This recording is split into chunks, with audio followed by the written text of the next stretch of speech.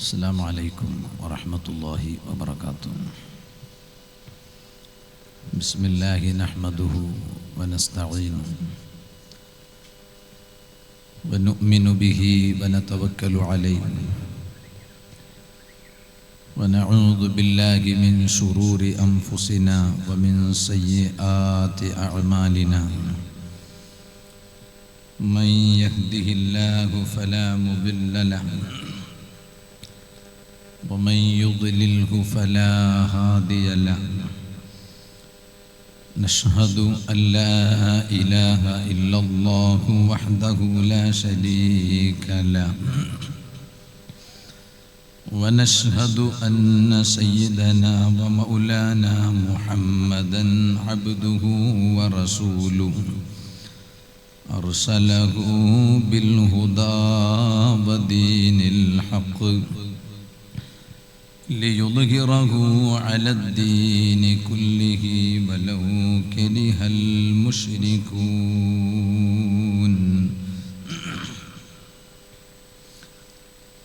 الصلاة والسلام عليك يا سيدي يا رسول الله صلى الله عليه وسلم. خذ بيدي قلت حيلتي أدركني. أما بعد فأعوذ بالله من الشيطان الرجيم. بسم الله الرحمن الرحيم. وابتغي فيما آتاك الله الدار الآخرة ولا تنس نصيبك من الدنيا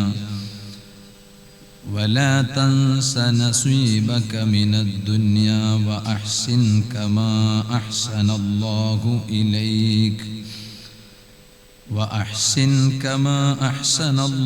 إليك ولا تبغ الفساد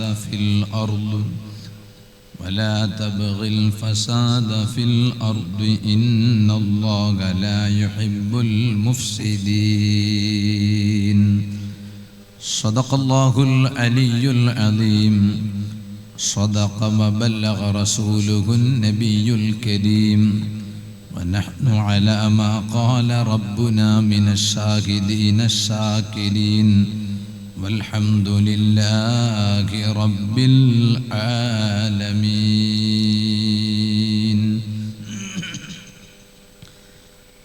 يا رحمة الله إني خائف وجل.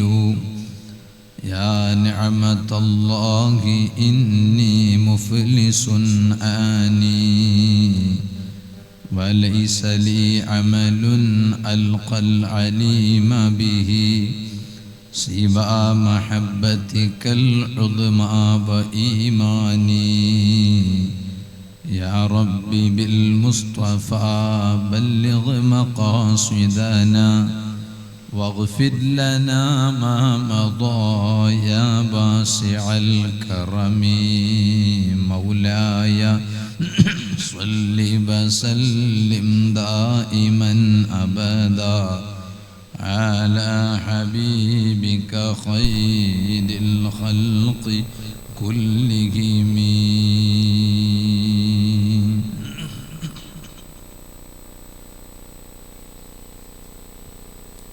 സർവാദരണീയരായ സയ്യിദ് അവരുകൾ,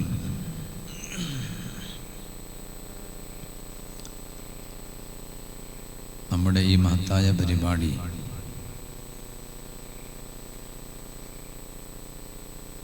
വിലപ്പെട്ട ഉപദേശങ്ങളെ കൊണ്ട് ഔപചാരികമായി ഉദ്ഘാടനം ചെയ്ത് അനുഗ്രഹിച്ച ഒന്നരായ മുസൽ മദനി ഉസ്താദ്,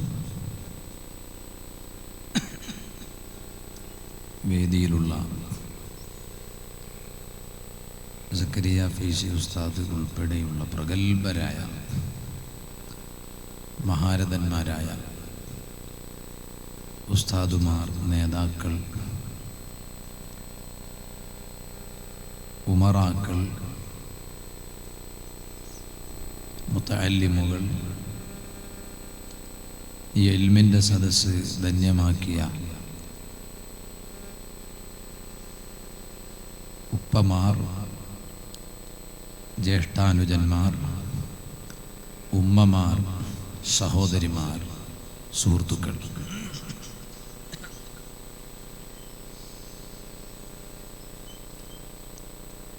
അല്ലാഹുവിൻ്റെ മഹത്തായ അനുഗ്രഹം കൊണ്ട് ഇവിടെ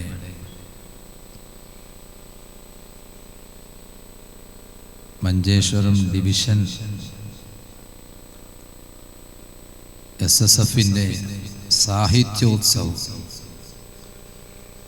നാളെയും മറ്റന്നാളുമായി ഇവിടെ നടക്കുകയാണ്.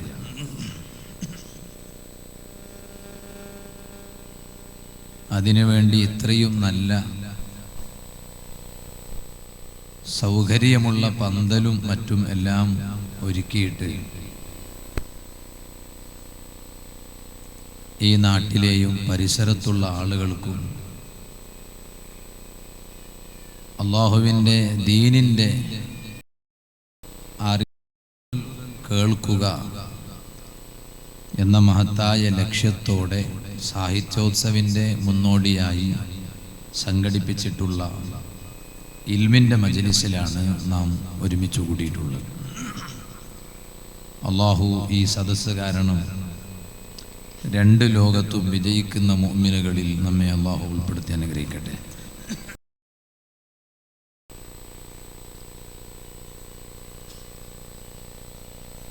വലിയ ആവേശത്തോടുകൂടെയാണ് ഈ പരിപാടിയിൽ സംബന്ധിക്കാം എന്ന് ഇവിടുന്ന് വിളിച്ചപ്പോൾ ഏറ്റെടുത്തത്.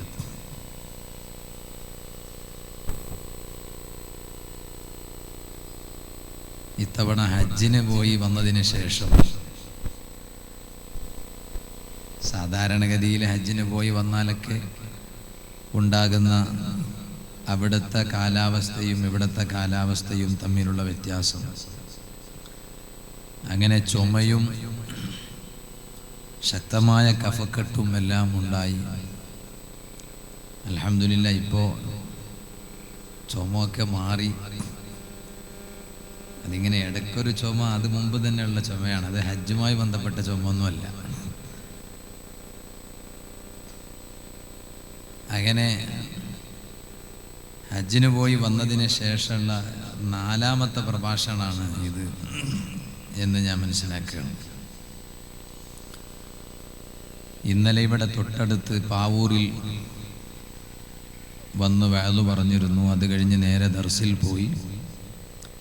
ഇപ്പോൾ ഇവിടെ വന്നു. ഇനിയിപ്പോൾ ഈ വഅദും കഴിഞ്ഞ് നേരെ ദർസിൽ പോയി. നാളെ ഇൻഷാ അല്ലാഹ് മഗ്രിബിന് തലശ്ശേരിയിലാണ്, അവിടെ പെരിങ്ങത്തൂർ SSFൻ്റെ സാഹിത്യോത്സവിൻ്റെ മുന്നോടിയായിട്ട് ഒരു വഅദ് മോന്താലിൽ വെച്ച് ഏറ്റെടുത്തിട്ടുണ്ട്. അത് കഴിഞ്ഞ് പിറ്റേ ദിവസം മലപ്പുറം ജില്ലയിൽ പുൽപ്പറ്റ മർക്കസിൽ വെച്ച് അതും SSFൻ്റെ സാഹിത്യോത്സവിൻ്റെ മുന്നോടിയായിട്ടുള്ള വഅദ് ഏറ്റതാണ്. അങ്ങനെ SSFൻ്റെ സാഹിത്യോത്സവിൻ്റെ വേദിയിൽ വഅദിന് വേണ്ടി ക്ഷണിക്കുമ്പോൾ വലിയ ആവേശത്തോടെ ഏറ്റെടുക്കാനുള്ള കാരണം തന്നെ ഞങ്ങളൊക്കെ ഇതുപോലത്തെ SSFൻ്റെ സാഹിത്യോത്സവിൻ്റെ വേദിയിൽ പ്രസംഗിച്ചു പഠിച്ചവരാണ്, ആ അവസരം ഉപയോഗപ്പെടുത്തിയവരാണ്. അപ്പോൾ കർണാടകയിൽ, ഇതിപ്പോൾ കേരളമാണല്ലോ, മഞ്ചേശ്വരം ഡിവിഷനാണ്. അപ്പോൾ കർണാടകയിൽ പ്രതിഭോത്സവ എന്നാണ് അപ്പോൾ പറഞ്ഞിരുന്നത്. ഇപ്പോൾ പിന്നെ എല്ലായിടത്തും ഒരുപോലെ ആകണം എന്ന് പറഞ്ഞ് അങ്ങനെ ഒരു നേതാക്കന്മാരെ തീരുമാനം വന്ന്, അപ്പോൾ ഇപ്പോൾ ഈ കഴിഞ്ഞ സാഹിത്യോത്സവ കർണാടകയിൽ നടന്നപ്പോൾ സാഹിത്യോത്സവ എന്നാണ് പേര് വെച്ചത്. പ്രതിഭോത്സവ പോയി. അപ്പോൾ അന്നത്തെ SSFൻ്റെ പ്രതിഭോത്സവിലൊക്കെ മത്സരിച്ചിട്ടാണ് ഞങ്ങൾ ഇങ്ങനെ ഇതിനൊക്കെ ഒരു അവസരം ഉണ്ടാകാൻ കാരണം. അല്ലാഹു ഇവിടെ നടക്കുന്ന സാഹിത്യോത്സവ പരിപാടികളും മറ്റും എല്ലാം അല്ലാഹു പൊരുത്തപ്പെടുന്ന രൂപത്തിലാക്കി തരട്ടെ എന്ന് ആമുഖമായി ദുആ ചെയ്യുകയാണ്. പരിശുദ്ധ ഖുർആനിൽ സൂറത്തുൽ ഖസസ് അതിലെ ഒരു ആയത്താണ് ഞാൻ തുടക്കത്തിൽ ഓതി കേൾപ്പിച്ചത്. വബ്തഗി ഫീമാ ആതാകല്ലാഹു ദാറൽ ആഖിറ. അല്ലാഹു റബ്ബ് സുബ്ഹാനഹു വ തആല നിങ്ങൾക്ക് നൽകിയതിൽ നിങ്ങൾ പരലോകത്തെ ആഗ്രഹിക്കുകയും ലക്ഷ്യം വെക്കുകയും വേണം എന്ന് ഖുർആനിൽ അല്ലാഹു തആല പറഞ്ഞു. ആഖിറം ലക്ഷ്യം വെച്ച് ജീവിക്കണം. എന്ത് ചെയ്യുമ്പോഴും ലക്ഷ്യം അദ്ദാറൽ ആഖിറ, പരലോകമാകണം എന്ന് ഖുർആനിൽ അല്ലാഹു തആല പറഞ്ഞു. വലാ തൻസ നസീബക മിനദ് ദുനിയ. ആ ദുനിയാവ് കൊണ്ട് ആഖിറം കരസ്ഥമാക്കാൻ നിങ്ങൾ ഒരിക്കലും മറന്നു പോകരുത് എന്നാണ് ആ ആയത്തിന്റെ താല്പര്യം എന്ന് പണ്ഡിതന്മാർ പറഞ്ഞു. ദുനിയാവിൽ എന്ത് ചെയ്യുമ്പോഴും ആ ചെയ്യുന്നത് കൊണ്ട് നിങ്ങൾ കരഗതമാക്കേണ്ടത്, കരസ്ഥമാക്കേണ്ടത് ആഖിറമാണ് എന്ന് ഖുർആനിൽ അല്ലാഹു തആല പറഞ്ഞു. അതുകൊണ്ടാണ് അലി ഇബ്നു അബീ ത്വാലിബ് റളിയല്ലാഹു അൻഹു മഹാനവറുകൾ പറഞ്ഞു, ലാ തൻസ സിഹ്ഹത വഖുവത വശബബക വഗീക. മഹാനവറുകൾ നിന്റെ ആരോഗ്യം നീ മറന്നു പോകരുത്, നിന്റെ ശേഷിയും കഴിവും ഒരിക്കലും നീ മറന്നു പോകരുത്, നിന്റെ യുവത്വം നീ മറന്നു പോകരുത്, നിന്റെ ഐശ്വര്യം, സാമ്പത്തിക ശേഷി ഒരിക്കലും നീ അത് മറന്നു പോകരുത്. നിനക്ക് അല്ലാഹു തആല നൽകിയ ആരോഗ്യമായാലും അതുപോലെ തന്നെ ശാരീരിക ശേഷിയും അതുപോലെ യുവത്വവും സാമ്പത്തിക പുരോഗതിയും ഒരിക്കലും മറന്നുപോകാതെ അതിനോടുള്ള കടപ്പാട് നിർവഹിക്കുന്നവൻ ആകണം എന്ന് സയ്യിദുനാ അലി ഇബ്നു അബീ ത്വാലിബ് റളിയല്ലാഹു അൻഹു മഹാനവറുകൾ പറയുകയാണ്.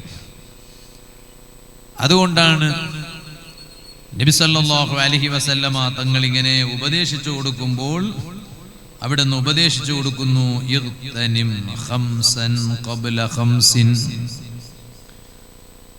5 കാര്യം നിങ്ങളെ പിടികൂടുന്നതിന് മുമ്പ് 5 കാര്യം നിങ്ങൾ സ്വായത്തമാക്കണം, നല്ലവണ്ണം ഉപയോഗപ്പെടുത്തണം. ഈ സദസ്സിൽ ധാരാളം യുവാക്കളെ കാണുന്നത് കൊണ്ട് ഞാൻ ഇത് ഓർമ്മപ്പെടുത്തുകയാണ്. ശബാബക ഖബ്ല ഹറമിക. വാർദ്ധക്യത്തിനു മുമ്പ് യുവത്വം നല്ലവണ്ണം ഉപയോഗപ്പെടുത്തണം. യുവത്വം എന്നത് കുറച്ച് കഴിഞ്ഞാൽ അത് തീർന്നു പോകുന്നതാണ്. നമ്മുടെ മൂസൽ മദനി ഉസ്താദും ഈ സ്റ്റേജിൽ ഇരിക്കുന്ന പല ഉസ്താദുമാരും അവരെയൊക്കെ ഞങ്ങൾ മുതഅല്ലിമുകളായി പഠിക്കുന്ന സമയത്ത് തന്നെ കണ്ടവരായിരുന്നു. അന്ന് അവർ യുവാക്കളായിരുന്നു. പക്ഷേ ഇന്ന് ഞങ്ങളെക്കാളൊക്കെ കുറേ പ്രായമുള്ളവരായി അവരെ കാണുമ്പോൾ നമുക്ക് കാണുന്നു. അത് അങ്ങനെ തന്നെയാണ്. ഇനി ഞങ്ങൾക്കും അല്ലാഹു തആല ഈ ദുനിയാവിൽ ആയുസ് ബാക്കി വെച്ചിട്ടുണ്ടെങ്കിൽ കുറച്ച് കഴിഞ്ഞാൽ ഞങ്ങൾക്കും വാർദ്ധക്യം ഞങ്ങളെയും പിടികൂടും. ഇപ്പൊ തന്നെ കുറച്ച് രോമങ്ങളൊക്കെ നിരക്കാൻ തുടങ്ങിയിട്ടുണ്ട്, സിഗ്നൽ കാണാൻ തുടങ്ങിയിട്ടുണ്ട്. അപ്പോ വാർദ്ധക്യത്തിലേക്ക് മനുഷ്യനിങ്ങനെ ഓരോ ദിവസം കൂടുന്തോറും വാർദ്ധക്യത്തിലേക്ക് കടക്കുകയാണ്. ആ വാർദ്ധക്യത്തിന് മുമ്പുള്ള യുവത്വം പിന്നീട് ഒരിക്കലും അത് തിരിച്ചു വരികയില്ല. അതുകൊണ്ടാണ് യുവത്വം നന്നായി ഉപയോഗപ്പെടുത്തണം എന്ന് റഹ്മത്തുൽ ലിൽ ആലമീൻ സയ്യിദുൽ വറാ നബി മുഹമ്മദുർ റസൂലുള്ളാഹി സല്ലല്ലാഹു അലൈഹി വസല്ലം തങ്ങൾ പറഞ്ഞു, വസിഹ്ഹതക ഖബ്ല സഖമിക. ഇപ്പൊ നല്ല ആരോഗ്യമുണ്ട് നിങ്ങൾക്ക്, കുറച്ച് കഴിഞ്ഞാൽ പല രോഗങ്ങളും നിങ്ങളെ പിടികൂടിയേനെ. ആ രോഗങ്ങൾ നിങ്ങളെ പിടികൂടുന്നതിനു മുമ്പ് നിങ്ങളുടെ ആരോഗ്യം നല്ലവണ്ണം ഉപയോഗപ്പെടുത്തണം. ഇന്നലെ നിങ്ങളുടെ ഈ പ്രദേശത്തിന്റെ തൊട്ടടുത്ത പ്രദേശത്ത് പാവൂർ എന്ന സ്ഥലത്തായിരുന്നു വഅദ്. ആ വഅദ് കഴിഞ്ഞ് രാത്രി മടങ്ങിപ്പോകുമ്പോൾ സാധാരണഗതിയിൽ ഹോട്ടലിലൊന്നും കയറി ഭക്ഷണം കഴിക്കാറില്ല. പക്ഷെ പതിവിന് വിപരീതമായി ഇന്നലെ പോകുന്ന വഴിയിൽ ഒരു ഹോട്ടലിൽ കയറി. ആ ഹോട്ടലിലെ ഒരാൾ, അദ്ദേഹം ആ ഹോട്ടൽ നടത്തുന്ന പാർട്ട്ണർമാരിൽ ഒരാളാണ് എന്ന് അദ്ദേഹം എന്നോട് പറഞ്ഞ് അദ്ദേഹത്തെ പരിചയപ്പെടുത്തി.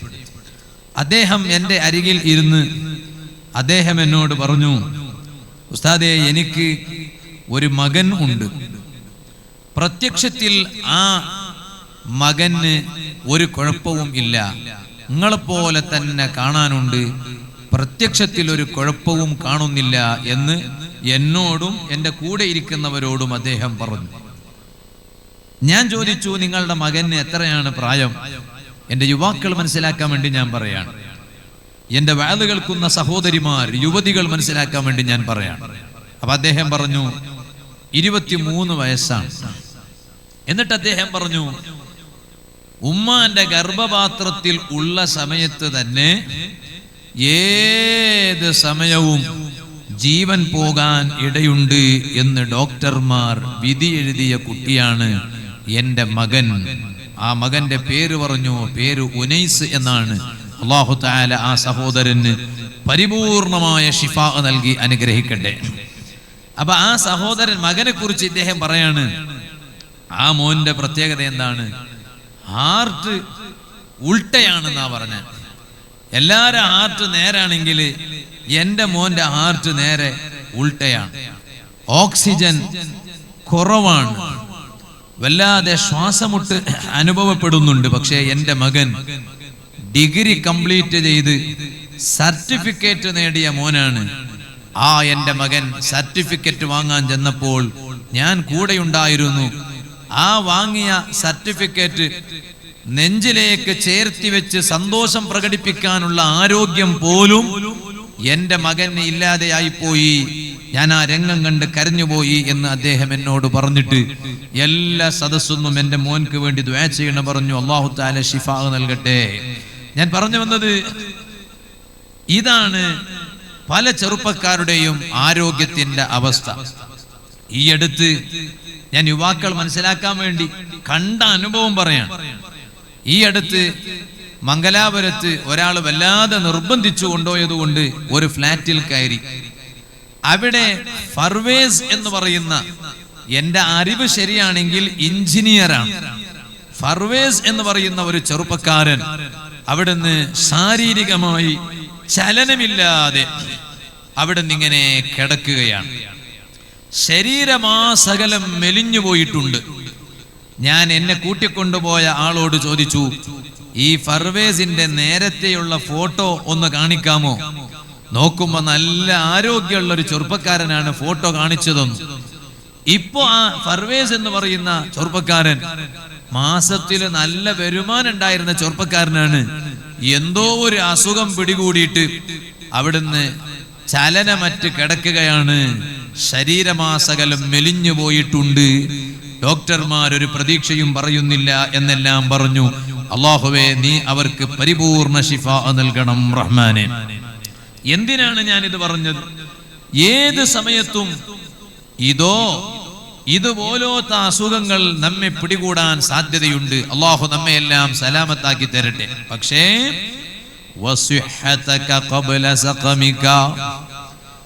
രോഗം നിന്നെ പിടികൂടുന്നതിന് മുമ്പ് നിന്റെ ആരോഗ്യം പടച്ച റബ്ബിന്റെ പൊരുത്തത്തിലായി ചെലവഴിച്ചോ. റഹ്മത്തുൽ ലിൽ ആലമീൻ സയ്യിദുൽ വറാ നബി മുഹമ്മദുർ റസൂലുള്ളാഹി സല്ലല്ലാഹു അലൈഹി വസല്ലമ തങ്ങളുടെ ഉപദേശമാണ്. നേരത്തെ ഞാൻ ഇവിടെ കയറി വരുമ്പോ ഒന്നരായ ഉസ്താദ് അവരുകൾ, ബഹുമാനപ്പെട്ട ഖുർറത്തു സാദാത്ത് കൂറത്ത് തങ്ങളുപ്പാപ്പ നവ്വറല്ലാഹു മർക്കദ, അല്ലാഹു ദറജ വർദ്ധിപ്പിക്കട്ടെ, മഹാനരെ കുറിച്ച് ഇവിടുന്ന് സംസാരിക്കുന്നത് കേട്ടു. അതൊക്കെ നമുക്ക് വലിയ പാഠമാണ്, നമുക്ക് വലിയ ഉപദേശമാണ്. കാരണം എന്തേ? അല്ലാഹുവിന് ചില അടിമകളുണ്ട്. ഇന്നലില്ലാഹി ഇബാദൻ, അല്ലാഹുവിന് ചില അടിമകളുണ്ട്. ആ അടിമകളുടെ പ്രത്യേകത എന്താണ്? ഖുലിഖൂ ലിഹവായിജിൻ നാസ്, അവരെ അല്ലാഹു തആല പടച്ചത് തന്നെ ജനങ്ങളുടെ ആവശ്യം നിറവേറ്റിക്കൊടുക്കാനാണ്. ബഹുമാനപ്പെട്ട തങ്ങളുപ്പാപ്പാന്റെ യുവത്വവും മഹാനവരുകളുടെ ആരോഗ്യവും ജനങ്ങളുടെ ആവശ്യം നിറവേറ്റിക്കൊടുക്കാൻ ഉപയോഗിച്ചു. ആളുകൾ വന്ന് സങ്കടം പറയുമ്പോൾ, പ്രയാസം പറയുമ്പോ അവിടുന്ന് അതാ മന്ത്രിച്ചു കൊടുക്കുന്നു, ഖുർആൻ ഓതാൻ ആവശ്യപ്പെടുന്നു. അവിടുന്ന് അതാ വെള്ളത്തിൽ മന്ത്രിച്ചു ഊതിക്കൊടുക്കുന്നു. അങ്ങനെ ജനങ്ങളുടെ ആവശ്യങ്ങൾ അതാ അവിടുന്ന് നിറവേറ്റി കൊടുക്കുന്നു എന്ന് പറഞ്ഞാൽ അതിന് മഹാനവരുകൾ ഒരു നിമിത്തമാകുന്നു. അങ്ങനെ ചില അടിമകളെ അല്ലാഹു തആല സൃഷ്ടിച്ചിട്ടുണ്ട്. ഇതുപോലെ തന്നെ ഏറ്റവും ഖൈറായ മുസ്ലിം ആരാണ്? ഏറ്റവും ഉത്തമൻ ആരാണ്? ഖൈറുക്കും, നിങ്ങളിൽ ഏറ്റവും നല്ലവർ ആരാണ്? അംഫഉകും ലിന്നാസ്, കുറെ കാലം ഇവിടെ ജീവിച്ച് മരിച്ചു പോയതുകൊണ്ടായില്ല. ഖൈറുക്കും അംഫഉകും ലിന്നാസ്, നിങ്ങളിലെ ഏറ്റവും ഖൈറായവർ ജനങ്ങൾക്ക് ഏറ്റവും ഉപകാരമുള്ളവരാണ്.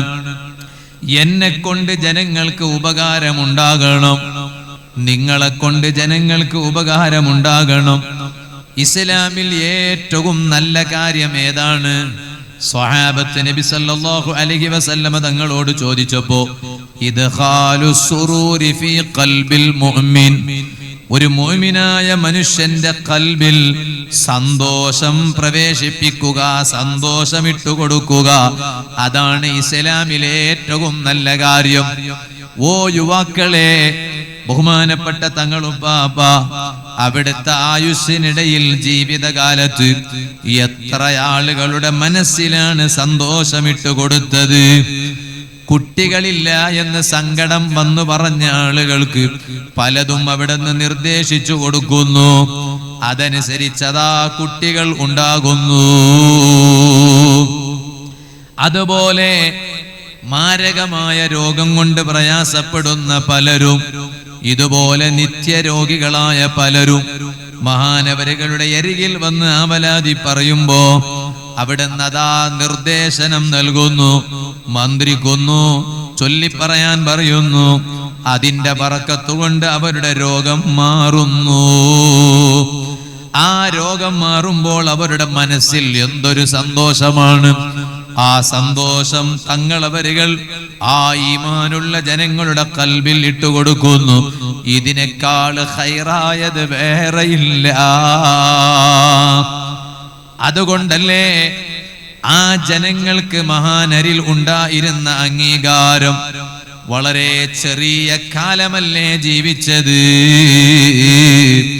ഞാൻ ഇന്നലെയും വഅദ് പറഞ്ഞപ്പോ പറഞ്ഞിട്ടുണ്ട്, അതേ എട്ടിക്കുളത്ത് വെച്ച് നമ്മുടെ പ്രാസ്ഥാനിക രംഗത്തുള്ള ഏറ്റവും തലപ്പത്തു നിൽക്കുന്ന നേതൃത്വങ്ങളിൽ ഒന്നായ കുമ്പോള് തറവാട്ടിലെ കാരണവർ ബഹുമാനപ്പെട്ട കുമ്പോള് തങ്ങളുപ്പാപ്പ അല്ലാഹു ആഫിയത്തുള്ള ദീർഘായുസ് നൽകട്ടെ, അവിടുന്ന് എട്ടിക്കുളത്ത് വെച്ച് പറഞ്ഞത് ഞാൻ കേട്ടു.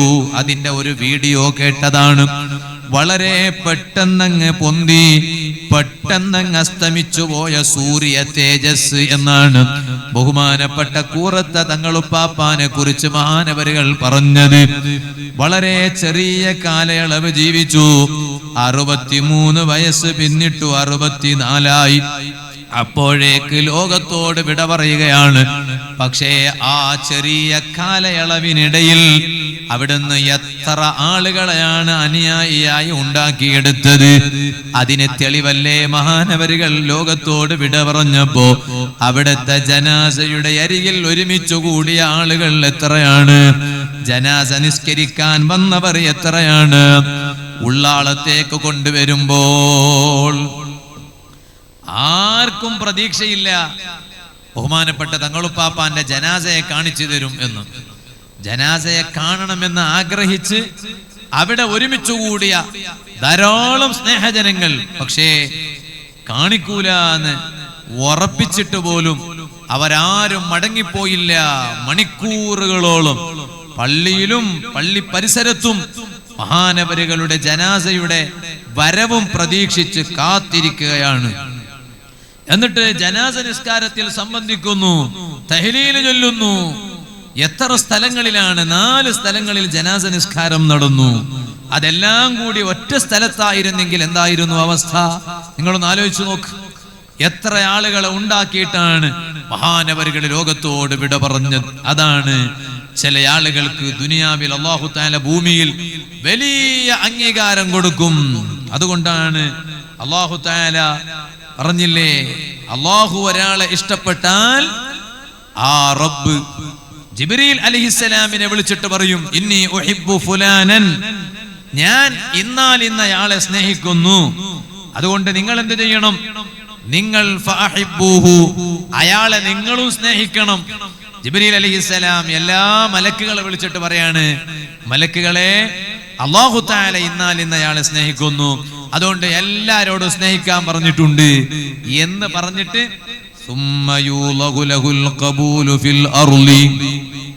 പിന്നെ ഭൂമിയിൽ അവർക്ക് അല്ലാഹു തആല വലിയ അംഗീകാരം നൽകുന്നു. ആ അംഗീകാരമല്ലേ മഹാനവരുകളുടെ ജീവിതകാലത്തും മഹാനവരുകളുടെ വഫാത്തിന് ശേഷവും എനിക്കും നിങ്ങൾക്കും കാണാനിടയായത്. അല്ലാഹു തആല ഭൂമിയിൽ തന്നെ വലിയ അംഗീകാരം കൊടുത്തില്ലേ? മഹാനവരുകൾ ഉണ്ടോ പറഞ്ഞാൽ അത് തീരുന്നത്, നമുക്കത് വലിയ പാഠമാകണം. മഹാനവരുകളുടെ ജീവിതം എങ്ങനെയായിരുന്നു? സുബ്ഹാനല്ലാഹ്, അവിടുന്ന് ധാരാളം ഖുർആൻ പാരായണം ചെയ്യും. ഇന്ന് ഞാൻ ഇങ്ങോട്ട് വരുമ്പോൾ ഒന്നില് വായിച്ചു, ബഹുമാനപ്പെട്ട തങ്ങളുപ്പാപ്പ ഒരാളോട് പറഞ്ഞു എന്ന് പറഞ്ഞിട്ട് അദ്ദേഹം എഴുതിയ ഒരു ലേഖനം ഞാൻ ഇങ്ങോട്ട് വരുമ്പോൾ വായിച്ചു. നോക്കുമ്പോൾ എന്താ പറയുന്നത്?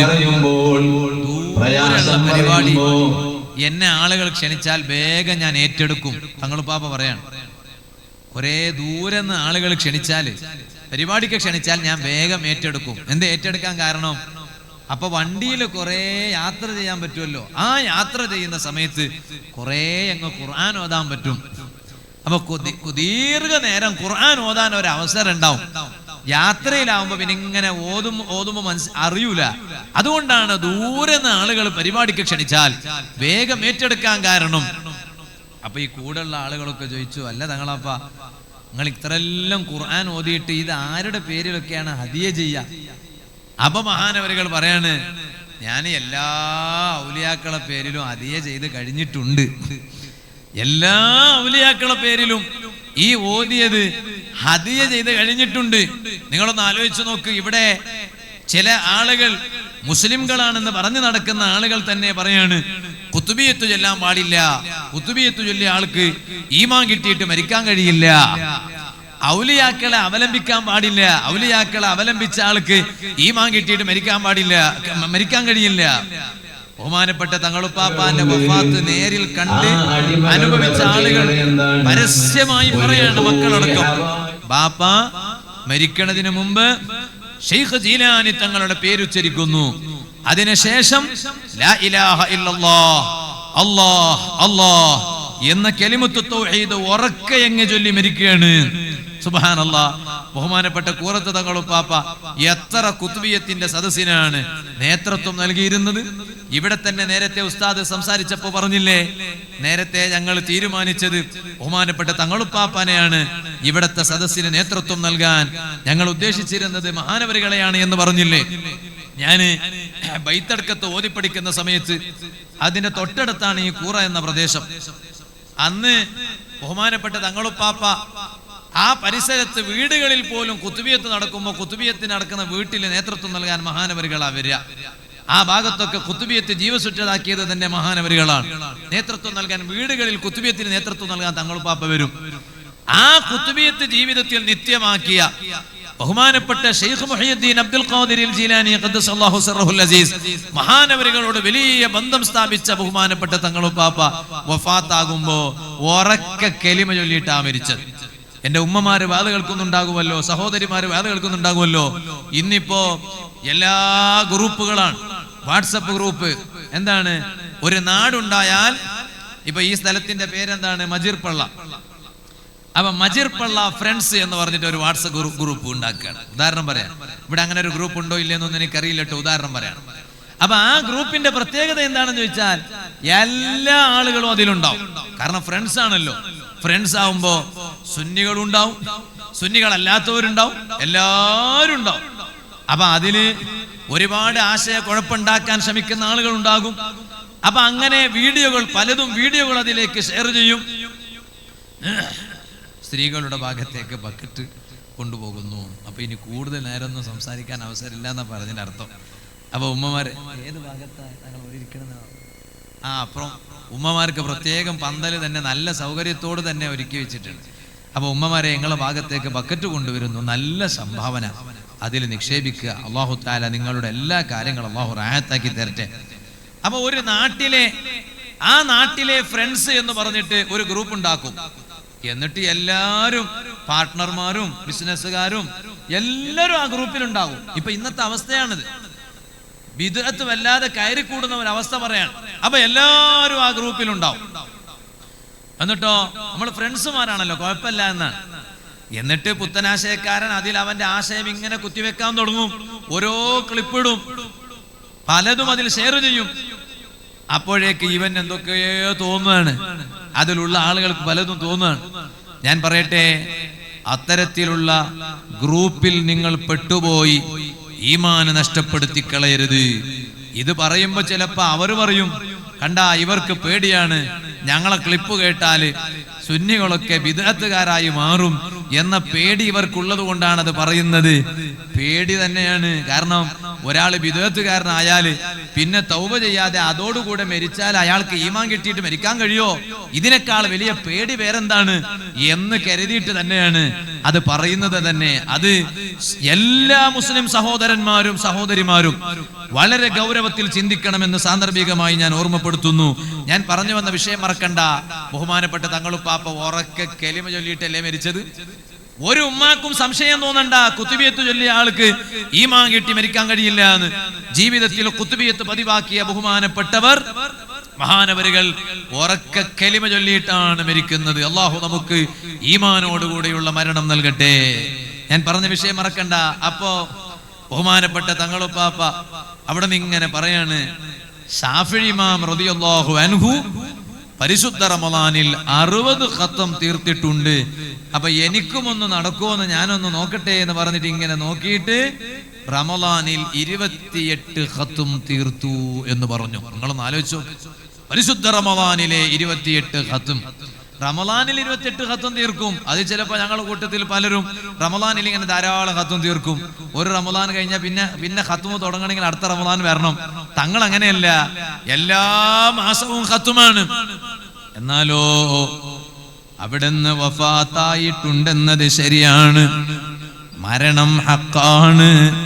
ഈ ലോകത്തോട് യാത്ര പറയാൻ ഓരോരുത്തർക്കും അല്ലാഹു തആല ഒരു ദിവസം നിശ്ചയിച്ചിട്ടുണ്ട്. ആ സമയം എത്തിയാൽ എല്ലാവരും ലോകത്തോട് വിട പറയും. പക്ഷേ മഹാനവരുകൾ വഫാത്തായിട്ടുണ്ടെങ്കിലും ഈ പരിസരത്തുള്ള മുഅ്മിനുകളെ, എന്റെ ശബ്ദം ശ്രവിക്കുന്ന നല്ലവരായ ജനങ്ങളെ, നമുക്ക് വലിയ ആശ്വാസം എന്താണ്? മഹാനവരുകൾ നമ്മുടെ പരിസരത്ത് തന്നെ അതാ കിടക്കുന്നു എന്നത് വലിയ അതേ ആശ്വാസമാണല്ലോ. കാരണം കൂറ എന്ന പ്രദേശം കുറെ ദൂരെയൊന്നുമല്ല. നമുക്ക് വേണമെന്ന് വെച്ചാൽ പോയി സിയാറത്ത് ചെയ്ത് വരാൻ പറ്റിയ സ്ഥലം അത്ര ദൂരെയുള്ളൂ. അതുകൊണ്ടാണ് അത് നമുക്ക് വലിയ ആശ്വാസമാണ്, വലിയ പ്രതീക്ഷയാണ്. ഹബീബായ അഷ്റഫുൽ ഖൽഖ് നബി സല്ലല്ലാഹു അലൈഹി വസല്ലം തങ്ങൾ വഫാത്തായപ്പോൾ അതേ അവിടുത്തെ റൗള ഷരീഫിന്റെ ചാരത്ത് നിന്ന് ഹസ്സാൻ ഇബ്നു സാബിത്ത് റളിയല്ലാഹു അൻഹു ഉരുവിട്ട വരികളുണ്ടല്ലോ, ഇന്നും കിതാബുകളിൽ കാണാമല്ലോ. അത് ധാരാളം വരികൾ ഉള്ളതാണ്. ആ കൂട്ടത്തിൽ ഒരു വരി ഞാൻ ഇപ്പോൾ ഇങ്ങോട്ട് വരുമ്പോൾ വായിച്ചു.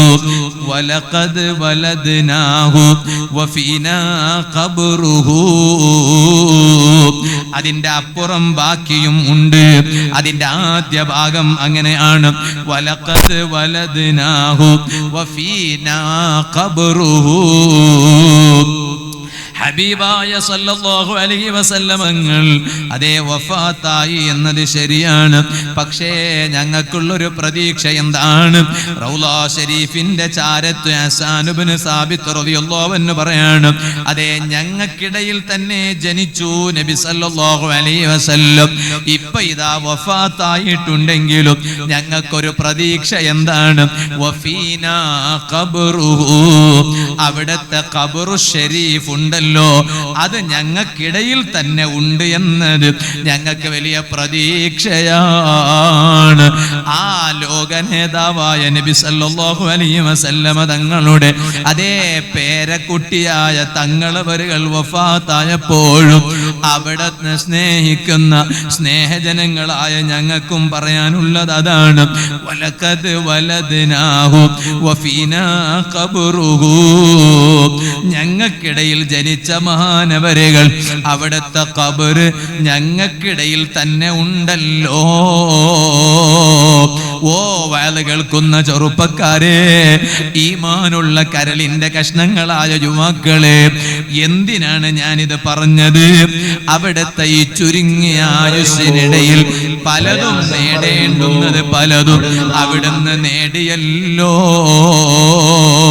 ഈ സാധുവായ ഞാൻ എന്ത് നേടിയിട്ടുണ്ട്? നിങ്ങൾ എന്ത് നേടിയിട്ടുണ്ട്? അതുകൊണ്ടാണ് നബി സല്ലല്ലാഹു അലൈഹി വസല്ലം തങ്ങൾ പറഞ്ഞത്, ശബാബക ഖബ്ല ഹറമിക വസിഹതക ഖബ്ല സഖമിക. കുറച്ച് കഴിഞ്ഞിട്ട് പല രോഗങ്ങളും നിങ്ങളെ പിടികൂടും. ആ രോഗങ്ങൾ നിങ്ങളെ പിടികൂടുന്നതിന് മുമ്പ് പടച്ച റബ്ബിന്റെ പൊരുത്തത്തിലായി നിങ്ങളുടെ യുവത്വം, നിങ്ങളുടെ ആരോഗ്യം നന്നായി ഉപയോഗപ്പെടുത്തണേ.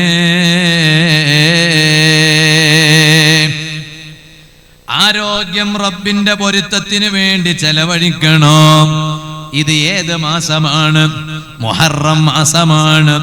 ഈ മുഹറം മാസം ഒരു ആത്മവിചിന്തനത്തിന്റെ മാസമാണ്. ഓരോരുത്തരും അവരവരെ കുറിച്ച് സ്വന്തം വിലയിരുത്തേണ്ടുന്ന മാസമാണ്. മറ്റുള്ളവരെ കുറിച്ചല്ല വിലയിരുത്തേണ്ടത്. ഞാൻ നിങ്ങളെ കുറിച്ചല്ല, നിങ്ങൾ എന്നെ കുറിച്ചല്ല. സാധുവായ ഞാൻ എന്നെ കുറിച്ച് വിലയിരുത്തണം. എന്നിലുള്ള പോരായ്മകൾ തിരുത്താൻ നോക്കണം.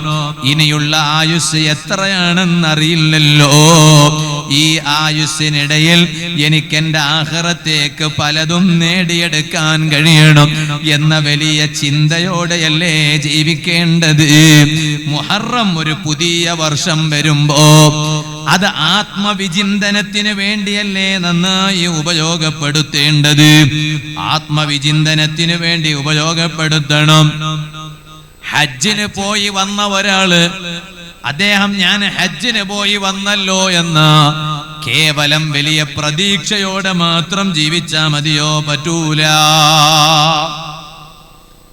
ഹജ്ജിന് പോയി വന്നാൽ തിരിച്ചെത്തിയാൽ മഹാന്മാർ പറയുന്നു അവരുടെ നാടിനോട് അവരുടെ വീടിന്റെ അടുത്ത പള്ളിയിലാണ് അവരാദ്യം കയറേണ്ടത്. അവിടെയാണ് ഒരാൾ ഹജ്ജിന് പോയി തിരിച്ചു വരുമ്പോ അവരുടെ വീടിനോട് ചേർന്ന് നിൽക്കുന്ന അടുത്ത പള്ളി, ആ പള്ളിയിൽ കയറി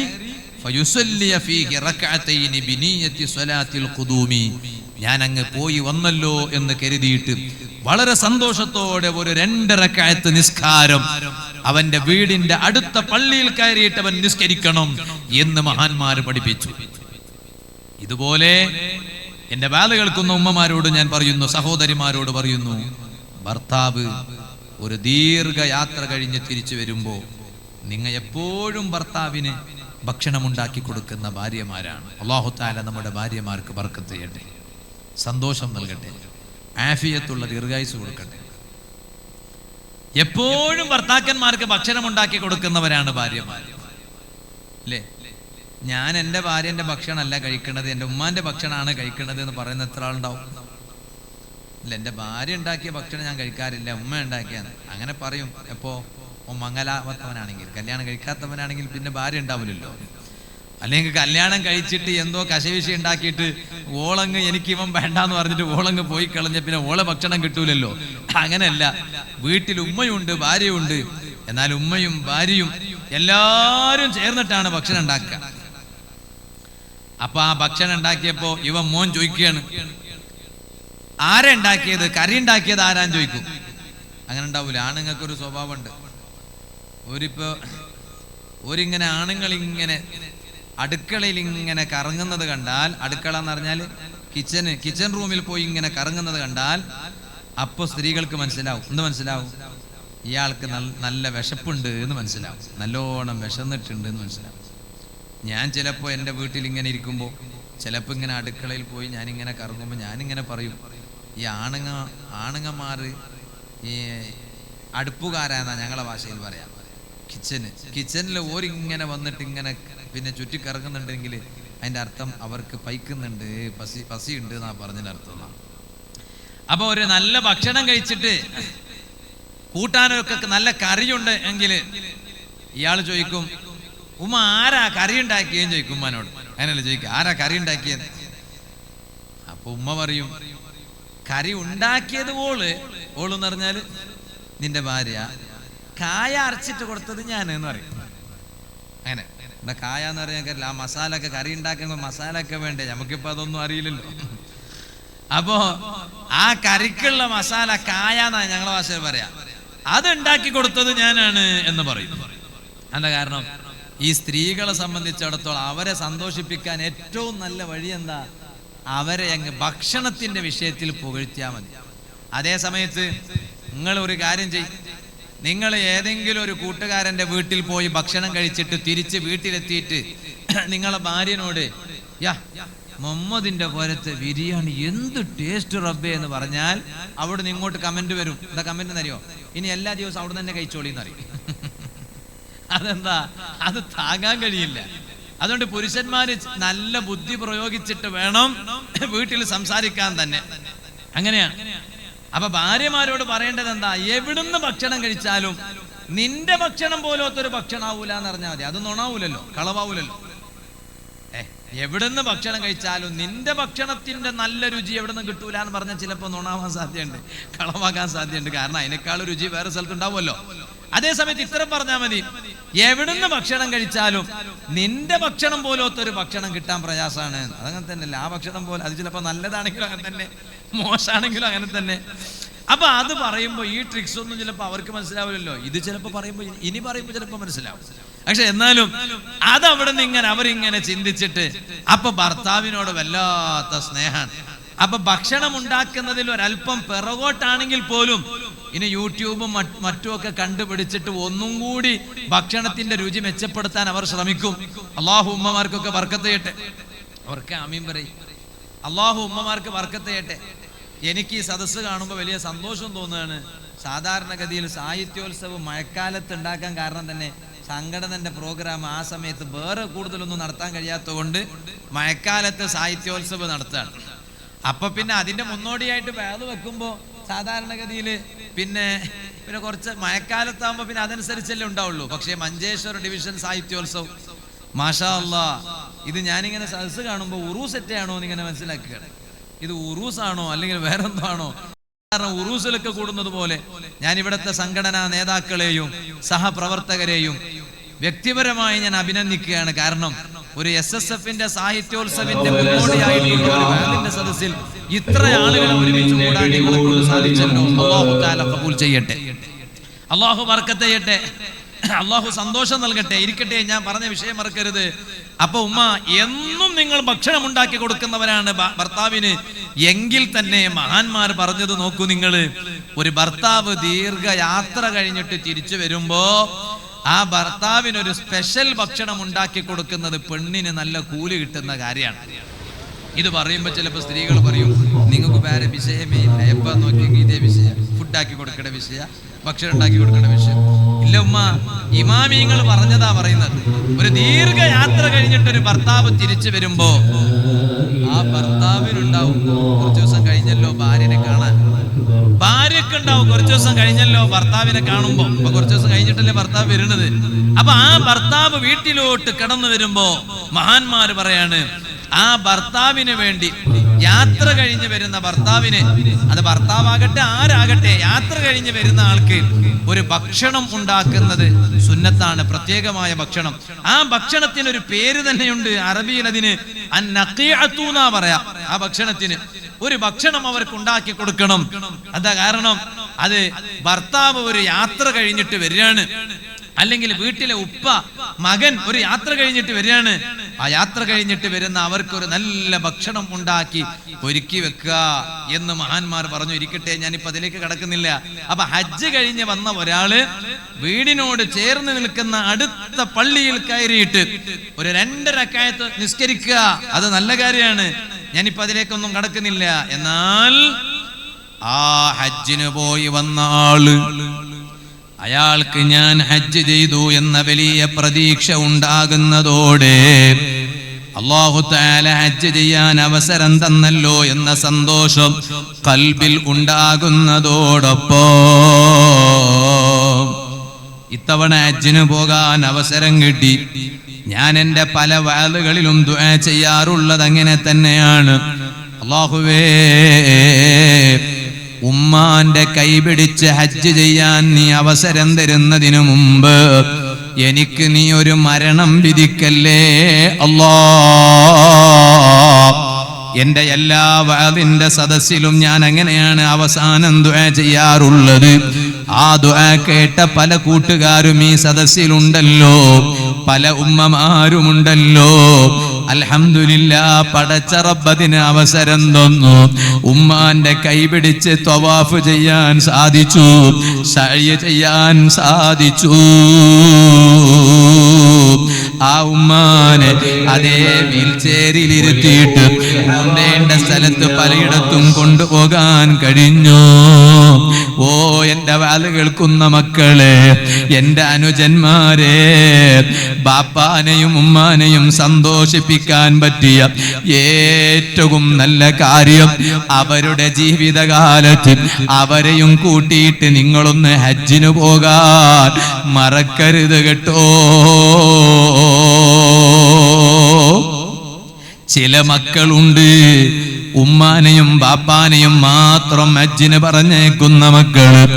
ഇത്തവണ ഞാൻ ഹജ്ജിന് പോയപ്പോ നേരിട്ട് കണ്ട രംഗം കണ്ടിട്ട് ഞാൻ അവിടുന്ന് കരുതിയതാണ്, നാട്ടിൽ വാല് പറയുമ്പോൾ ഇതങ്ങ് പറയണം. എത്രയാണ് പ്രായമുള്ള ഉപ്പമാരുമ്മമാര്, നല്ല പ്രായമുണ്ട്, ഹജ്ജിന് വരുന്നു. അവരെത്രയാണ് പ്രയാസപ്പെടുന്നത്.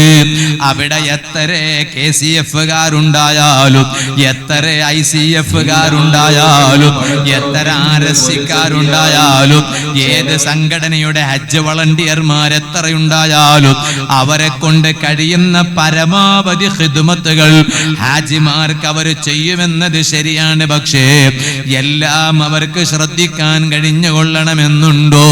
അതേ സമയത്ത് സ്വന്തം മക്കള് ബാപ്പാന്റെ കൂടെ ഉമ്മാന്റെ കൂടെ ഹജ്ജിന് പോകുമ്പോ ആ ഉമ്മാനെയും ബാപ്പാനെയും ശ്രദ്ധിക്കാൻ മക്കൾക്ക് നല്ല അവസരം കിട്ടുമല്ലോ. ഞാൻ തന്നെ എൻ്റെ ഉമ്മാനെ ഇങ്ങനെ കൊണ്ടുപോകുമ്പോ വീൽ ചെയറിൽ ഇരുത്തിയിട്ട് പലയിടത്തും, അതേ അറഫയിൽ നിന്ന് മുസ്ദലിഫയിലേക്കും മുസ്ദലിഫയിൽ നിന്ന് ജംറകളിലേക്ക് കല്ലേറ് നടത്താൻ ആ കസേരയിൽ ഇരുത്തിയിട്ട് ഇങ്ങനെ കൊണ്ടുപോകുമ്പോ പലരും ചോദിക്കാണ് ഇതാരാ?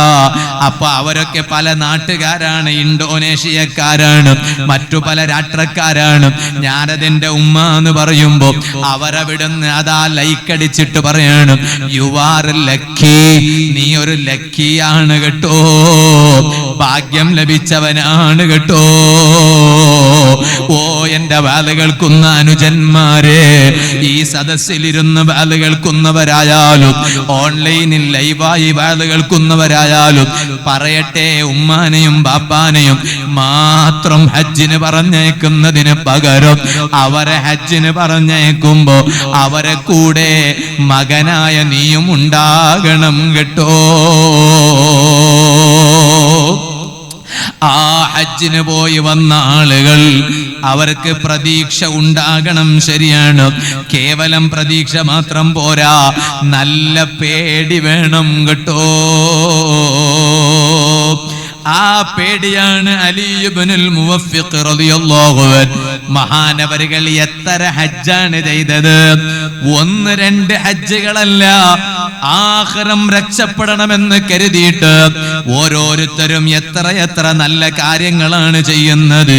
അലി ഇബ്നുൽ മുവഫ്ഫിഖ് റളിയല്ലാഹു അൻഹു മഹാനവറുകൾ 60 ഹജ്ജത്തൻ, ജീവിതകാലത്ത് മരിക്കുന്നതിന് മുമ്പായി 60 ഹജ്ജ് ചെയ്ത മഹാനാണ്. ജീവിതകാലത്ത് 60 ഹജ്ജ് ചെയ്ത മഹാനാണ് അലി ഇബ്നുൽ മുവഫ്ഫിഖ് റളിയല്ലാഹു അൻഹു. പക്ഷേ ആ മഹാനവറുകൾ 60 ഹജ്ജ് കഴിഞ്ഞതിന് ശേഷം മഹാനവറുകൾ അതാ ഹിജ്ർ ഇസ്മായിലിന്റെ അരികിലങ്ങ് ഇരിക്കുകയാണ്. അവിടുന്ന് മഹാൻ പറയുന്നു, ഞാൻ അവിടെ ഇരുന്നിട്ട് ഇങ്ങനെ എന്റെ കാര്യം ഓർത്ത് ആലോചിക്കുകയാണ്, എത്ര ഹജ്ജാണ് ഞാൻ ചെയ്തത്. പടച്ച റബ്ബ് എനിക്ക് തന്ന ആയുസ്സിനിടയിൽ 60 ഹജ്ജ് എനിക്ക് ചെയ്യാൻ റബ്ബ് അവസരം തന്നല്ലോ. പക്ഷേ ഞാൻ ഇവിടെ ഇരുന്നിട്ട് ചിന്തിക്കുകയാണ്, വലാ അദ്രി ഹൽ ഖുബില മിന്നി ഹജ്ജി അംറുദ്ദാ. ഹിജ്ർ ഇസ്മായിലിന്റെ അരികിൽ ഇരുന്ന് കഅബയുടെ ചാരത്തിരുന്ന് അലി ഇബ്നുൽ മുവഫ്ഫിഖ് റളിയല്ലാഹു അൻഹു അവിടുന്ന് ചിന്തിക്കുകയാണ്, ഈ ചെയ്ത 60 ഹജ്ജ് എന്റെ റബ്ബ് സ്വീകരിച്ചിട്ടുണ്ടോ? അതല്ല, എന്റെ റബ്ബ് സ്വീകരിച്ചിട്ടില്ലേ?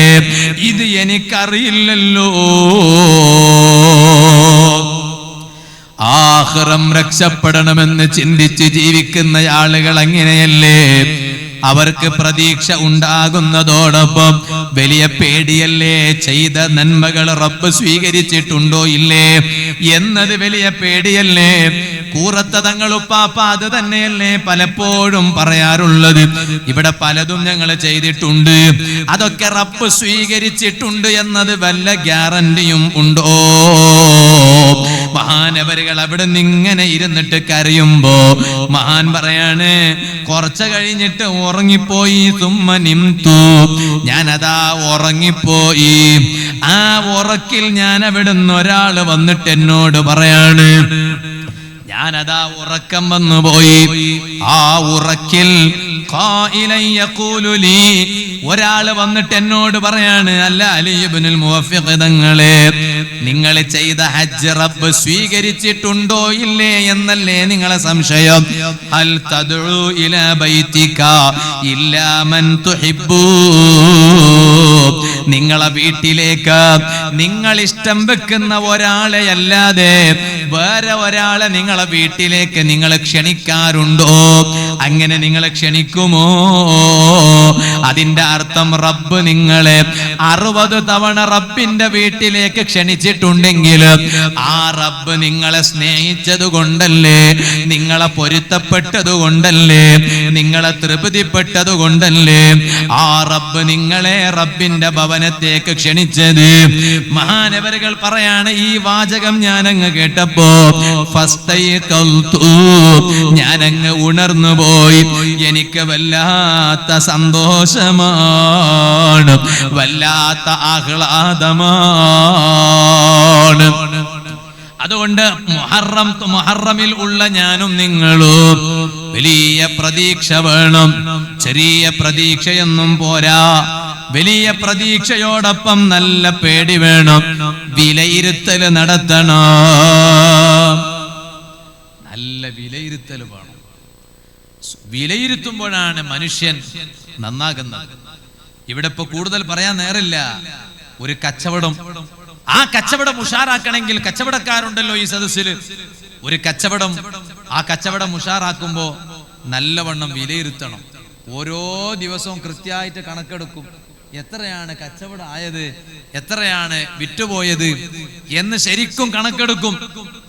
അങ്ങനെ കൃത്യമായും കണക്കെടുക്കുമ്പോഴാണ്, ഒരു ആത്മവിചിന്തനം നടത്തുമ്പോഴാണ് കച്ചവടം ഉഷാറാക്കാൻ കഴിയുക. എല്ലാം അങ്ങനെ തന്നെയാണ്, വിലയിരുത്തുമ്പോഴാണ് എല്ലാം ഉഷാറാക്കാൻ കഴിയുക. അതിന് ഞങ്ങളെ വിലയിരുത്താൻ എവിടെ നേരം? നമുക്ക് മറ്റുള്ളവർ വിലയിരുത്താനാണല്ലോ സമയം മുഴുവനും. ഞാൻ എന്നെ കുറിച്ച് വിലയിരുത്തണം, നിങ്ങൾ നിങ്ങളെ കുറിച്ച് വിലയിരുത്തണം. എങ്ങനെയാ വിലയിരുത്തേണ്ടത്? എന്റെ കഴിഞ്ഞ ദിവസത്തിന്റെ ജീവിതം എന്തായിരുന്നു, എന്റെ ഇന്നത്തെ ജീവിതം എന്തായിരുന്നു, എന്റെ നാളത്തെ ജീവിതം എങ്ങനെയായിരിക്കണം, ഞാൻ ധരിക്കുന്ന കുപ്പായത്തിന്റെ നിലവാരം എന്താണ്, ഞാൻ കഴിക്കുന്ന ഭക്ഷണത്തിന്റെ നിലവാരം എന്താണ്, ഞാൻ കുടിക്കുന്ന പാനീയത്തിന്റെ നിലവാരം എന്താണ് എന്നതിനെ കുറിച്ച് ശരിക്കും ചിന്തിക്കണം. അങ്ങനെയല്ലേ വേണ്ടത്? അങ്ങനെയല്ലേ വിലയിരുത്തേണ്ടത്? അങ്ങനെ വിലയിരുത്തുമ്പോഴാണ് മനുഷ്യന് ഒന്നും കൂടി നന്നാകാൻ കഴിയുക. അതുകൊണ്ടാണ് മൈമൂൻ ഇബ്നു മെഹ്റാൻ റളിയല്ലാഹു അൻഹു മഹാനവറുകൾ പറയാണ്, ഒരു മനുഷ്യൻ മുത്തഖീങ്ങളിൽ പെടണമെങ്കിൽ അവൻ ചെയ്യേണ്ട കാര്യം എന്താ? മുത്തഖിയാകണം. അല്ലാഹു ഞങ്ങളൊക്കെ മുത്തഖീങ്ങളിൽ പെടുത്തി തരട്ടെ. എന്തിനാണ് മുത്തഖിയാകുന്നത് ഉമ്മമാരെ? വൽ ആഖിബത്തു ലിൽ മുത്തഖീൻ, മുത്തഖീകൾക്കാണ് അവസാനത്തെ വിജയം. ഏതാണ് അവസാനത്തെ വിജയം? ഉറക്കയങ്ങ കലിമ ചൊല്ലിയിട്ടുള്ള മരണം, സ്വർഗം കണ്ട് പുഞ്ചിരിച്ചിട്ടുള്ള മരണം, അത് മുത്തഖീങ്ങൾക്കുള്ള മരണമാണ്. അതാണ് അവസാന വിജയം. ആ അന്ത്യവിജയം മുത്തഖീങ്ങൾക്കാണെന്ന് ഖുർആൻ പറഞ്ഞില്ലേ? ആ മുത്തഖീങ്ങളിൽ ഞാനും നിങ്ങളും പെടണം. ഓ എന്റെ വാല കേൾക്കുന്ന ഉമ്മമാരെ, മുത്തഖീങ്ങളിൽ പെടണം എങ്കിൽ നമ്മുടെ സദസ്സിന് ആത്മീയമായ നേതൃത്വം നൽകാൻ ഒന്നരായ ഷഹീർ തങ്ങൾ അവരുകൾ വരുന്നു. അല്ലാഹു അക്ബർ, അല്ലാഹു അക്ബർ, അല്ലാഹു അക്ബർ, വലില്ലാഹിൽ ഹംദ്. ഞാൻ എൻ്റെ സംസാരം ചുരുക്കുകയാണ്. തങ്ങളവരുകൾ നേരത്തെ എത്തിയതാണോ അല്ല എത്തേണ്ട സമയത്ത് എത്തിയതാണോ ഒന്നും എനിക്കറിയില്ല.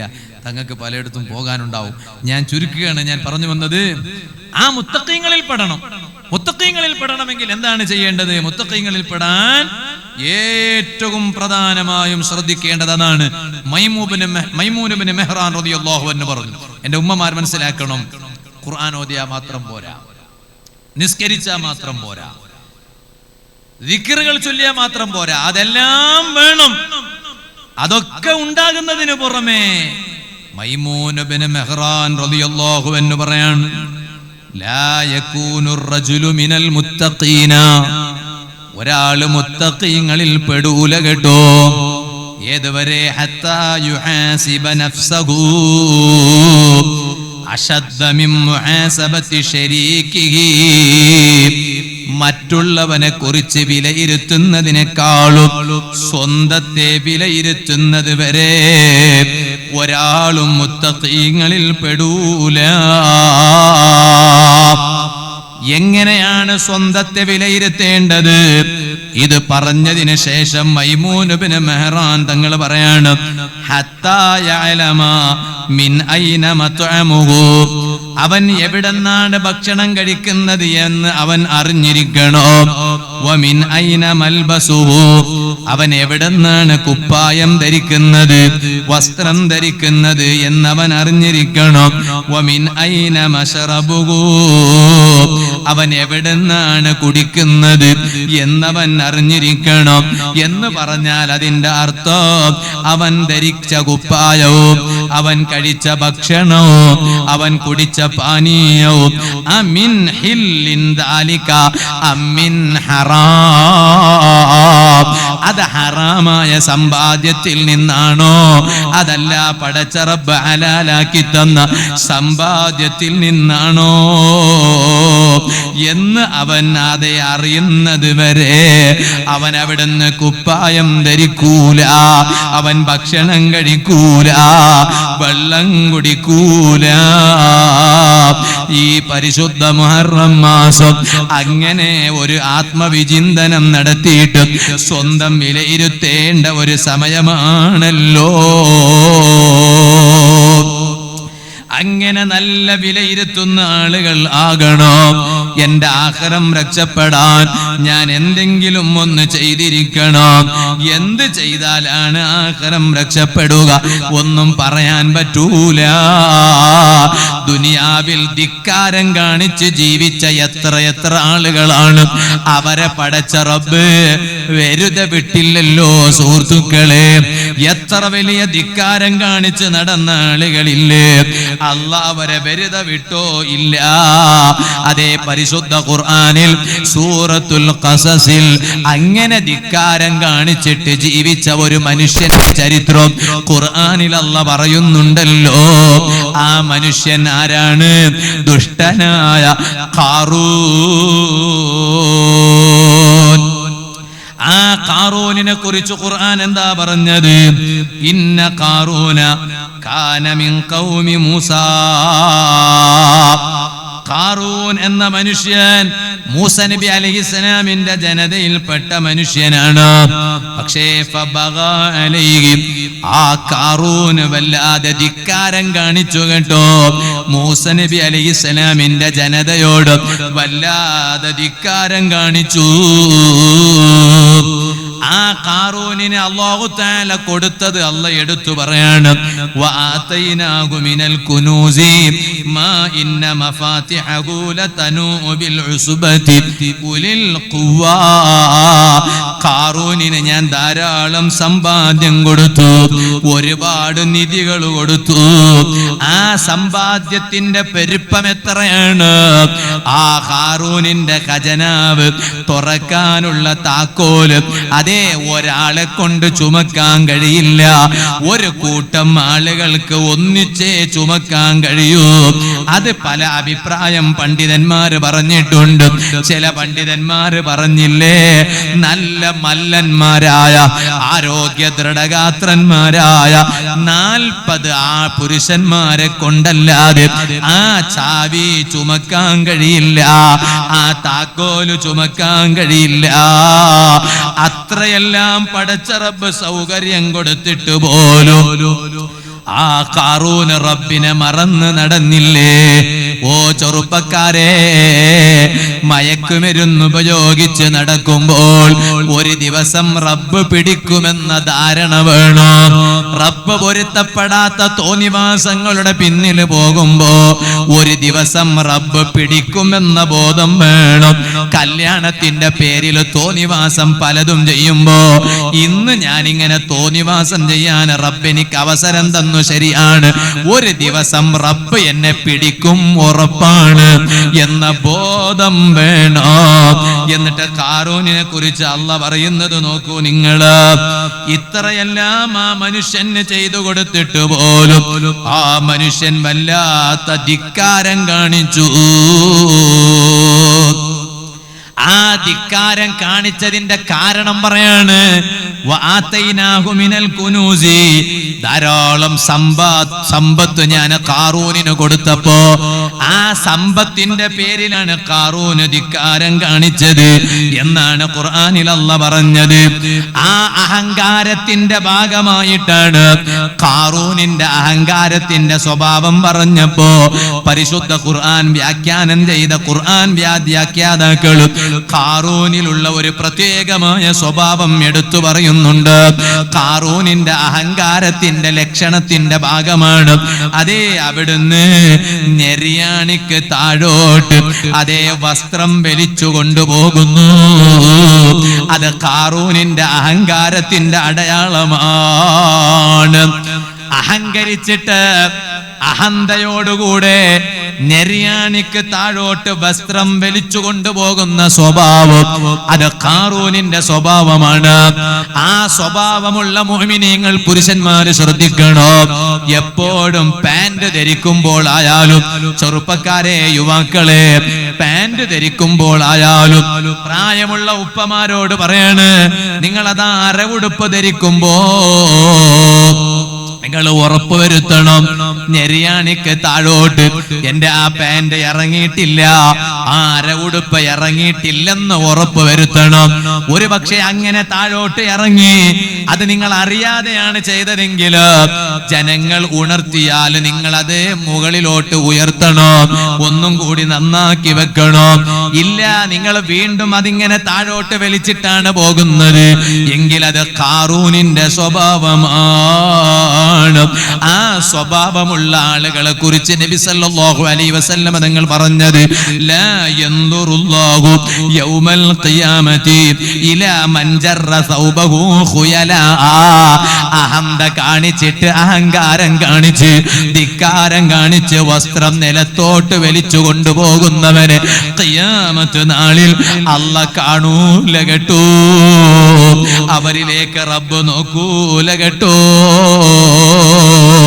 അങ്ങനെ വലിയ ധിക്കാരം കാണിച്ചിട്ട് നടന്ന ഖാറൂൻ, ആ ഖാറൂനിനെ പടച്ച റബ്ബ് ധാരാളം അങ്ങ് സമ്പാദ്യം അങ്ങ് കൊടുത്തപ്പോ ഖാറൂനിന്റെ ന്യായം നോക്കൂ നിങ്ങൾ. ഇവിടെ ആര് എന്ത് ചെയ്താലും ഏത് തെറ്റ് ചെയ്താലും അതിന് പലതും ന്യായം പറയാൻ അവർക്ക് അവസരമുണ്ട്. ഖാറൂന് പറഞ്ഞ ന്യായം എന്താണ്? ഖാല ഇന്നമാ ഊതീതുഹു അലാ ഇൽമിൻ ഇൻദി. ഖാറൂന് നല്ല വിവരസ്ഥനായിരുന്നു. തൗറാത്തിലുള്ളതിനെ കുറിച്ച് നല്ല വിവരമുള്ള ആളായിരുന്നു ഖാറൂൻ. മുതലാളി മാത്രല്ല, തൗറാത്തിലുള്ളതിനെ കുറിച്ച് നല്ല വിവരമുള്ള ആളായിരുന്നു ഖാറൂൻ. ആ ഖാറൂനാ പറയുന്നത്, എനിക്ക് ഇത്രയെല്ലാം പണം കിട്ടാൻ കാരണം ഇന്നമാ ഊതീതുഹു അലാ ഇൽമിൻ ഇൻദി. എന്റെ അടുത്ത് ഇൽമുണ്ടല്ലോ, വിവരമുണ്ടല്ലോ, ആ വിവരമുള്ളത് കൊണ്ടാണ് എനിക്ക് ഈ സമ്പത്ത് മുഴുവനും കിട്ടി എന്നാണ് പറഞ്ഞത്. പക്ഷേ അല്ലാഹ് പറയാണ്, അവലം യഅലം അന്നല്ലാഹ ഖദ് അഹലക മിൻ ഖബ്ലിഹി മിനൽ ഖുറൂനി മൻ ഹുവ അശദ്ദു മിൻഹു ഖുവ്വതൻ വഅക്സറു ജംആ. എന്തേ ഇത്രയെല്ലാം വിവരമുള്ള ഖാറൂനിന് ഒരു വിവരമില്ലാതെയായി പോയല്ലോ? എന്താണ് വിവരം?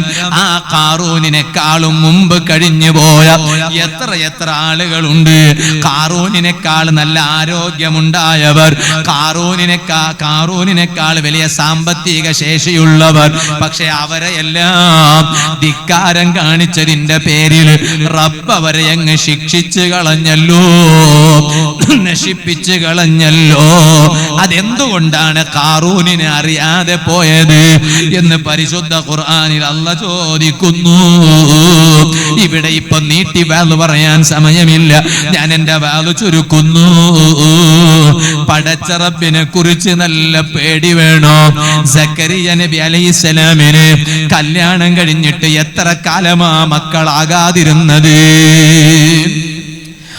സക്കരിയ നബി അലൈഹിസ്സലാമിന് സൂറത്തുൽ അംബിയാ തുറന്നു നോക്കിയാ കാണില്ലേ? സക്കരിയ നബി അലൈഹിസ്സലാം ദുആ ചെയ്തു റബ്ബി ലാ തദർനി ഫർദൻ വ അൻത ഖൈറുൽ വാരിസീൻ. എന്നെ നീ ഒറ്റക്കാക്കി കളയല്ലേ റബ്ബേ, എനിക്കൊരു പിൻഗാമിയെ വേണം, എനിക്കൊരു അനന്തരാവകാശിയെ വേണം. ഞാനൊരു നബിയാണെങ്കിൽ എനിക്ക് എന്റെ പിൻഗാമിയായ ഒരു നബി വേണം എന്ന് ചോദിച്ച് വാങ്ങിയില്ല. യഹിയാ നബി അലൈഹിസ്സലാം എന്ന മോനെ സക്കരിയ നബി അലൈഹിസ്സലാമിന് അല്ലാഹ് കൊടുത്തില്ലേ? ആ ഭർത്താവിനെ കുറിച്ചും ഭാര്യയെ കുറിച്ചും അതുപോലെ മകനെ കുറിച്ചും പരിശുദ്ധ ഖുർആനിൽ സൂറത്തുൽ അംബിയായിൽ അല്ലാഹ് പുകഴ്ത്തി പറഞ്ഞില്ലേ? എന്റെയും നിങ്ങളുടെയും കുടുംബ ജീവിതം സക്കരിയ നബി അലൈഹിസ്സലാമിന്റെ കുടുംബ ജീവിതമാകണ്ടേ? എന്താണ്? ഇന്നഹും കാനൂ യുസാരിഊന ഫിൽ ഖൈറാത്ത്. ആ കുടുംബം ഏത് നല്ല കാര്യത്തിലും മുമ്പോട്ട് വരുന്നവരാണ്. വളരെ പെട്ടെന്ന് നല്ല നല്ല കാര്യങ്ങൾ ചെയ്യുന്നവരാണ്. രണ്ടാമത്തത് റബ്ബിൽ വലിയ പേടിയുള്ള ആളുകളാണ് എന്ന് ഖുർആൻ അവരെ കുറിച്ച് പുകഴ്ത്തി പറഞ്ഞില്ലേ? ഇതുപോലെ അല്ലാഹനെ കുറിച്ച് നല്ല പേടി ഖൽബിൽ ഉണ്ടാകണം, നല്ല ഭയം ഉണ്ടാകണം.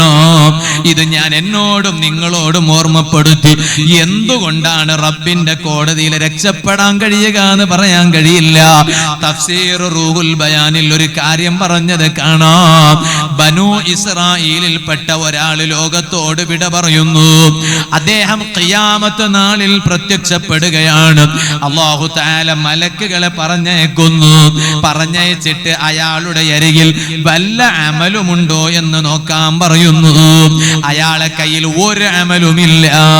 ഒന്നും കൂടി ശ്രദ്ധിച്ചിട്ട് നോക്കാൻ പറയുന്നു. അപ്പ മലക്കുകൾ റബ്ബിനോട് പോയി പറയാണ്, റബ്ബേ, അയാളെ കൈവിരലിൽ ഒരു മോതിരമുണ്ട്.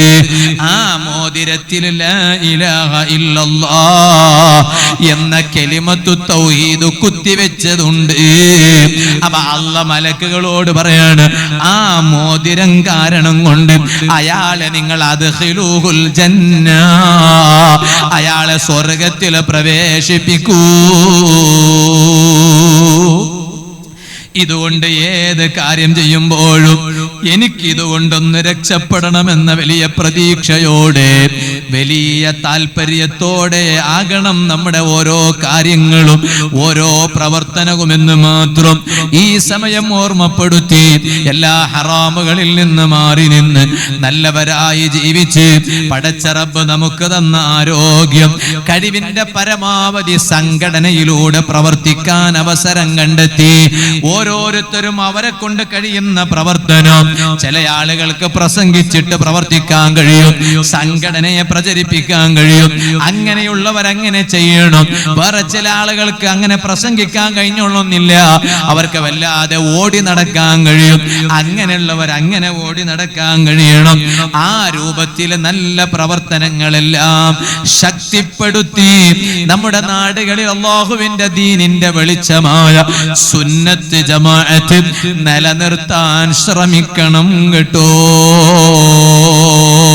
അതിന് എന്റെ കരളിന്റെ കഷ്ണങ്ങളായ യുവാക്കൾ മുമ്പോട്ട് വരണം, രംഗത്ത് വരണം.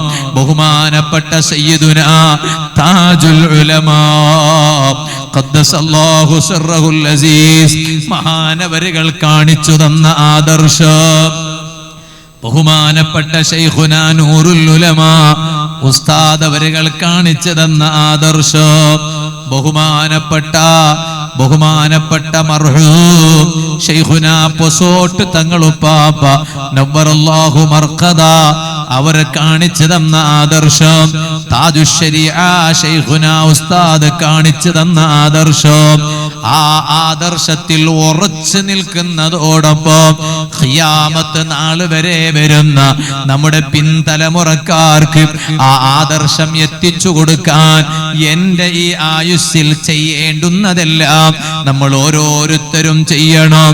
അതിന് ഞങ്ങൾക്ക് വലിയ നേതൃത്വമായി ബഹുമാനപ്പെട്ട റഈസുൽ ഉലമാ ഉസ്താദുണ്ട്, ശൈഖുനാ സുൽത്താനുൽ ഉലമാ ഉസ്താദുണ്ട്, മറ്റു നമ്മുടെ മഹാരഥന്മാരായ നേതാക്കളുണ്ട്. നമ്മുടെ പരിസരങ്ങളിൽ ഈ മഹാരഥന്മാരായ സാദാത്തുക്കളും ആലിമീങ്ങളുമുണ്ട്. ഇത് ഞാൻ എന്നോടും നിങ്ങളോടും ഓർമ്മപ്പെടുത്തി ഞാൻ എന്റെ സംസാരം നിർത്തുന്നു. അർഹമുർ റഹീമീനായ അല്ലാഹ്, സുന്നത്ത് ജമാഅത്തിലായി ജീവിച്ച് നമ്മുടെ മുൻഗാമികൾ കാണിച്ചു തന്ന സുന്നത്ത് ജമാഅത്തിൽ ഉറച്ചു നിന്ന് അവസാനം മരിക്കുമ്പോൾ സുന്നത്ത് ജമാഅത്തിലായി മരിച്ച് ധാരാളം ആളുകളുടെ ഖുർആൻ ഓത്തും ഒരുപാട് തഹ്ലീലുകളും ജനാസ നിസ്കാരവും മറ്റുമെല്ലാം ലഭിച്ച് ഖബറിൽ സന്തോഷത്തോടെ കിടന്ന് സ്വർഗം കൊണ്ട് വിജയിക്കുന്ന മുഅ്മിനീങ്ങളിൽ സാധുക്കളായ ഞങ്ങളെയെല്ലാം നീ പെടുത്തണം റഹ്മാനേ. അതിന് നമ്മുടെ ഈ സദസ്സ് നീ ഒരു കാരണമാക്കണേ അല്ലാഹ്. കൂറത്തങ്ങൾ ഉപ്പാപ്പ വഫാത്തായപ്പോൾ തടിച്ചുകൂടിയ ആ വലിയ ജനബാഹുല്യം, ഇവിടെ ഏതെങ്കിലും ഒരു പുതിയ ആശയക്കാർക്ക് അങ്ങനെ ഒരു ജനബാഹുല്യം കാണിക്കാൻ കഴിയോ? അവരുടെ ഏതെങ്കിലും ഒരു നേതാവ് മരിച്ചപ്പോ അങ്ങനെ അത്രയും ആള് കൂടിയത് ഒന്ന് തെളിയിക്കാൻ കഴിയുമോ? കാണിക്കാൻ കഴിയുമോ? കഴിയില്ല. അതുകൊണ്ടാണ് അഹ്മദ് ബിൻ ഹംബൽ റളിയല്ലാഹു അൻഹു മകനോട് പറയാണ്, മോനെ, നിങ്ങൾ എല്ലാവരും ചെയ്യേണ്ട ഒരു കാര്യമുണ്ട്. ഖൂലൂ ലി അഹ്ലിൽ ബിദ്അ, ഈ പുത്തനാശയക്കാരോട് നിങ്ങൾ പറയണം, ബൈനനാ വ ബൈനക്കും യൗമൽ ജനായിസ്, ഞങ്ങൾക്കും നിങ്ങൾക്കും ഇടയിലുള്ള വ്യത്യാസം കാണുന്ന ഒരു ദിവസമുണ്ട്. അതെപ്പോഴാന്നറിയോ? മരിച്ചു കിടക്കണ ഒരു ദിവസം. ഞങ്ങളടുത്ത് പലരും വന്നിട്ട് ഖുർആൻ ഓതും, പലരും തഹ്ലീൽ ചൊല്ലും, പലരും ദിക്ർ ചൊല്ലും, ഞങ്ങൾക്ക് വേണ്ടി ദുആ ചെയ്യും.